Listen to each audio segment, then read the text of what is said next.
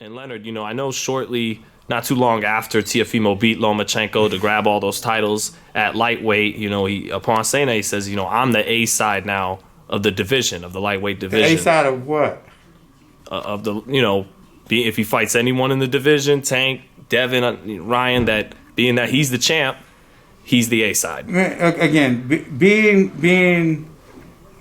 he's not undisputed because Devin has the BC belt.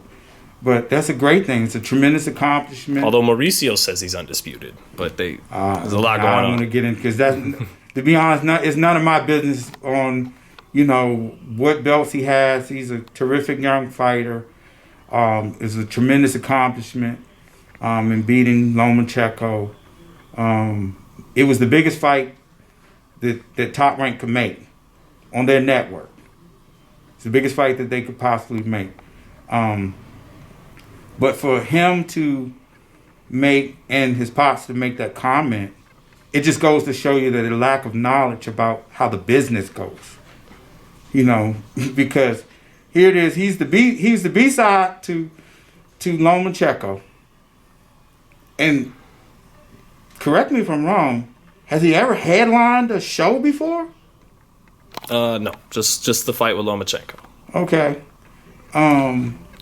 Has he ever sold out any venues? Not yet. Okay, because I know I went to the fight in DC because I happened to be in DC, and again, he's a good fighter.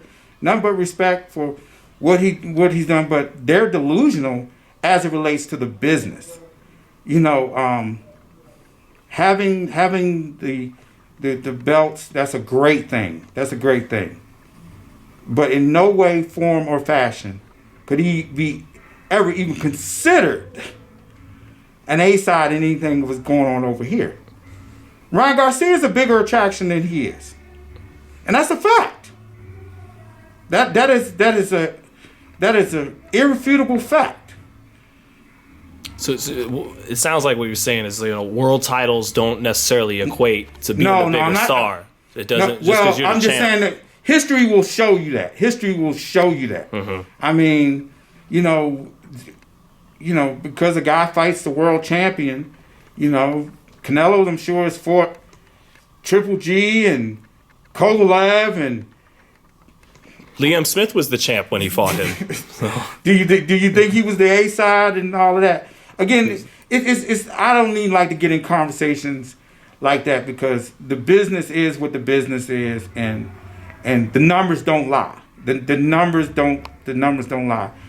Top Rank has a great plan for him in his future. He's not a pay-per-view fighter. He's not a pay-per-view fighter yet, but he's going to get there. He's going to get there because, again, he's a very good fighter. He's a very good fighter. But I think he should fight Devin Haney. I think that's a tremendous fight. Do you think either guy has the edge in winning that fight? Well, I don't want to comment on the record on who. I know who wins the fight, in my opinion. Mm-hmm. But Top Rank has a different plan, in my opinion, for Lopez, and it doesn't consist of fighting Devin Haney. Does it make right now? Does it make more sense than maybe kind of tournament style, Ryan versus Tank, Teofimo versus Devin, and let that work itself out? The only way you could do that. See, again, it all has to make business sense, and for starters, Tank's a pay-per-view fighter. Out of all the guys that we mentioned, Tank is a pay-per-view fighter. Okay, who brings the most to the table with fighting a guy like Gervonta Davis right now? Okay, if you say Tank is the guy that makes every one of them the most money, that's a fact. Mm-hmm.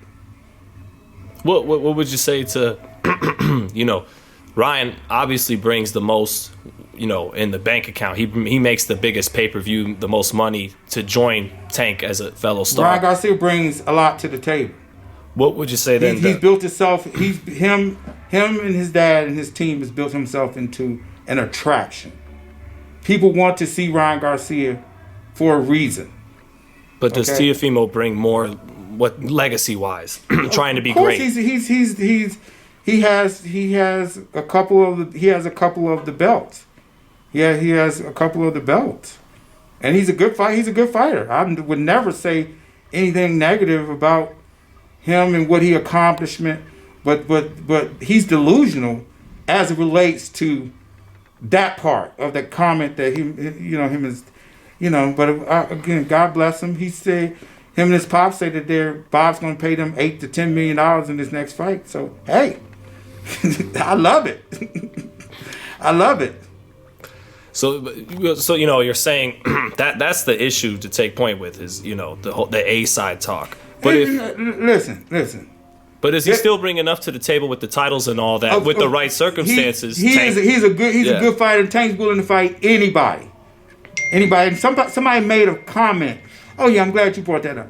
Somebody made a comment, and it might have been the kid, the young man. He said, "Oh, well, Floyd said that he was." No. What Floyd said, because see, Floyd understands what the business is.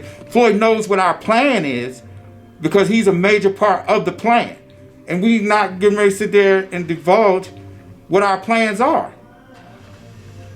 I mean, Teofimo, he lets his verbal hands go. He has some words with you, and then. But I don't play. You never see me going back and forth with fighters. Fighters do the talking, and again, I got number of respect for him, his pops, and all of them. They've done a phenomenal job of coming up through the Amis and to get to where he's a tremendous young fighter who has a big bright future ahead of him. But they're delusional as it relates to the business. What about what he said about his comments on Gervonta's fight, that it was, disgraceful because he said Santa Cruz is a featherweight coming up in weight? Well, again, that's the criticism that somebody like him, he's entitled to his opinion. I mean, that's his opinion, and I could come back and say, he's for the short ass money that he took for the Lomachenko fight. It tells you right there again. But he gained so much by winning the fight. But it just goes to show you that they're in different worlds. And trust me, Bob Arum's gonna bring them back to reality. Trust me on that. Trust me on that one. Well, Leonard, what do you think though about the probable matchup that they're gonna move on and fight George Kambosos Jr. That could sell 60,000 seats in Australia? What do you think of that fight? It's a good fight for him, and it's a great business move. They're not fighting no Devin Haney. I can tell you that right now. One thing about Bruce and Brad, they're very good at what they do. Very, very good at what they do. There's way too much risk with not a lot of reward. And again, with all due respect, to not take anything away from the kid, because Teo fight anybody.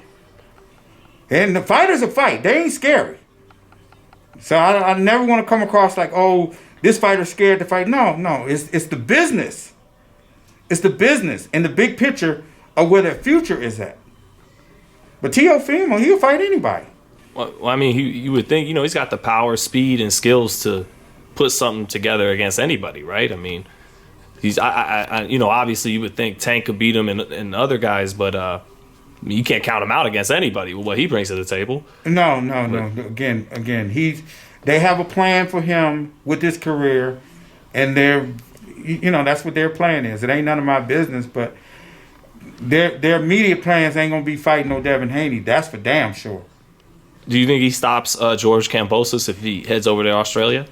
Yep. And is that it's a good fight. It's a good fight for Top Rank. It's a good fight for him, and it's a great business move. Right. Is it a profile builder? Anytime you fight in front of that many people. It's part of the process. They're trying to build the kid into being a star. That's all that is. Fighting Devin Haney is not going to do that. It's not going to do that. Trust me. It's way too much risk. Teo will fight Devin, but in my opinion, That's not what the company is going to do. So thank you, Leonard.